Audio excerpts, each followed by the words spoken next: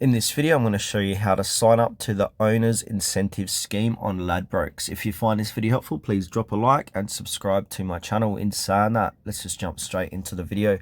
All right, so go ahead and open up your Ladbrokes app on your device as you normally would. Then you'll be brought to the home page here of Ladbrokes. Now from here, make sure to log in or sign up. Once you've done that, go ahead and tap on the More Soccer button at the bottom right hand corner of the page. This is it here, so I'll show you how to find this. So we'll come to your account here. So from here, scroll down, and then under features, we've got an option here that's called Owner's Incentive Scheme. So go ahead and tap onto that. And now here we are. So if you own a horse in Victoria or Tasmania, this might vary depending what location you're in. So I'm making this video from Australia, so it's going to be Australian themed. But if you're in the UK or whatever, it's going to have different options.